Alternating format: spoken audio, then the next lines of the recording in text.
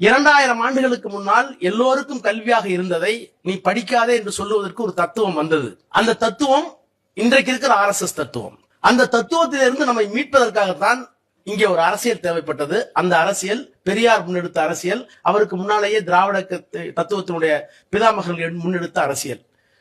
1901 அன்றைக்கு இருந்த சென்னை மாகாணம் தமிழ்நாடு உள்ளடக்கிய பகுதியில் கல்வி கற்றவர் எஜுகேட்டட் லிட்ரஸி ரேட் 1%. அந்த 1%ல எத்தனை பேர் இருந்திருப்பாங்க, எந்த சாதி இருக்குன்னு உங்களுக்கு தெரியும். அப்படி இருந்த சமூகம் இன்றைக்கு இந்த அளவுக்கு வளர்ந்திருப்பதற்கு காரணம் நம்முடைய முன்னோர்கள் கருத்தியல் ரீதியாக அரசியல் ரீதியாக ஒரு அணியிலே கொண்டு வந்து நம்மை அரசியல் படுத்தினார்கள். அம்பேத்கர் மிக அழகாக சொல்லுவார், there are differences between learned people and intellectual people. எல்லா படிச்சவங்க கிடையாது. இப்ப எங்களெல்லாம் நான் நாடாளுமன்றத்துக்கு போற முன்னாடி வழக்கறிஞராக இருந்திருக்கிறேன்.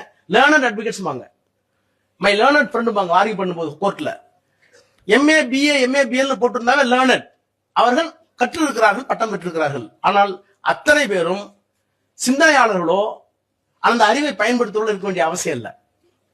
அஸ்ட்ரானமி படிச்சிருப்பாங்க, எப்படி வருகிறது கிரகணம் என்று படித்திருப்பார்கள். சூரியன் எப்ப சந்திரன் மறைக்குது, அப்படி மறைத்தால் என்ன நிகழும் என்பதையெல்லாம் அஸ்ட்ரானமியில படிச்சுட்டு வீட்டுக்கு போய் சந்திர கிரகணம், பாம்பு வந்து நிலாவை முழுகுது, அதுக்காக தோஷம் இருக்கேன் அப்படின்னு சொல்றது நம்பிக்கை. அப்ப அறிவியலுக்கும் நம்பிக்கைக்குமான இடையில் போட்டி வந்த போது உங்களை அறிவியல் பக்கம் திருப்பி அரசியல் படித்த இயக்கம் தான் பெரியாருடைய இயக்கம். அந்த இயக்கத்திற்கு பின்னால் அந்த தத்துவம் தான் அவர் சொன்ன திராவிட தத்துவம். அப்ப இந்தியாவில் 2 தத்துவங்கள் இருக்கிறது. அது மரபின ரீதியாகவே உள்வாங்கப்பட்டிருக்கிறது. விந்திய மலைக்கு அப்பாலே இருந்தவர்கள் பேசிய மொழி சமஸ்கிருதம், விந்திய மலைக்கு இந்த பகுதியில் இருக்கும் பேசிய மொழி திராவிட மொழிகள். திராவிட மொழிகள் என்ன? கன்னடமும் கலிதெலுங்கும் கவின் மலையாளமும் தாயே தமிழே உன் உதிரத்தே உதித்தெழுந்தே ஒன்று பல ஆயிடணும். தமிழ் தான் இருந்துச்சு. தமிழ்ல இருந்து கிடைத்து மலையாளம் தெலுங்கு எல்லாம் வந்தது. இவையெல்லாம் ஒரு குடும்பத்தினுடைய மொழிகள்.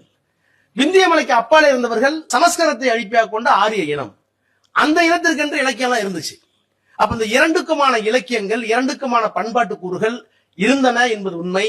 தமிழை போலவே சமஸ்கிருதமும் ஒரு மூத்த மொழி என்பது உண்மை. இன்னும் சொல்ல போனால் உலகளாவிய அளவில் அது ஒரு செம்மொழியாக அங்கீகரிக்கப்பட்டிருக்கிறது இன்னமும் என்பது உண்மை. ஆனால் அது இன்றைக்கு செத்த மொழியாக இருக்கிறது, நாம் வாழ்ந்து கொண்டிருக்கிற மொழியாக இருக்கிறோம்.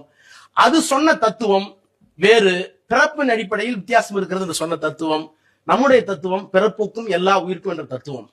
ஆக 2000 ஆண்டு காலமாக ஒரு கலாச்சார பண்பாட்டு மோதல் இருந்ததை அரசியல் படுத்தியது பெரியார், அரசியல் படித்தது அண்ணா, அவர்களுக்கு பின்னாலே திராவிட இயக்கங்கள் எல்லாம் வந்தது.